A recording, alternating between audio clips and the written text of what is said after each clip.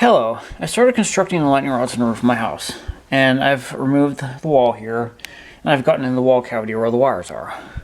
So there's my main ground connection, and I tell you what I discovered is, there was no wire going outside the house to ground rods. So there was no ground rods outside at all. So we'll go there and show you that in a second. All I have is the ground coming in from the meter, and the breaker box, and it's connected to the phone and cable, and there's actually no ground rods outside anywhere that I could locate. So let's go outside. So I've installed my two ground rods about 4 feet apart, putting them in at a 60 to 45 degree angle.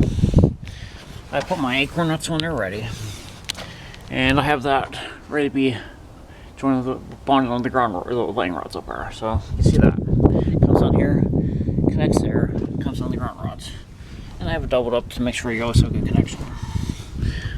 I mean, you can see I got the acorn nuts on there, so when you pound this is going to get flattened and you won't be able to slide this on, so you can see how I did that. Two ground rods, 4 feet apart, 60 to 45 degree angle, so I can pound them in easier. And you can see how I did that, and the lightning rods go up on the roof. So let's go in there and look at the sheet, and I'll show you what I'm going to do up. Alright, so here's a quick sketch I drew for the roof. So I have a area of 77 by 41 feet for the house. I calculated I need 18 lightning rods. Here's the dimension for the chimney, 24 inches square by 54 inches high. There's how I'm going to lay out the lightning rods. You can see how they're going to go on the roof. I'm basically going to Western Union this together. These ones are going to twist together in the center. I'll tell you, you'll see how I'm going to do it. I'll give you a full video on how I finished it when I'm done with it, so we'll get that. You can see how I'm going to lay out the lightning rods in the chimney. I'm going to Western Union pigtail all those together. And we're going to use very minimal split bolts. I tell you what, you're going to be impressed by how I'm going to do this.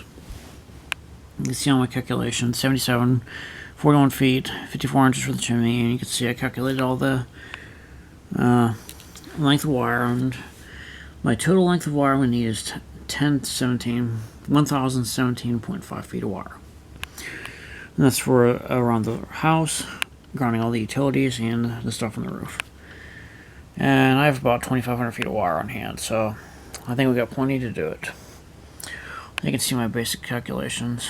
I mean, there's quite a bit of details there. It's not going to stop there because I have to bury ground wire the entire way around the house and connect all the pipes and everything to that.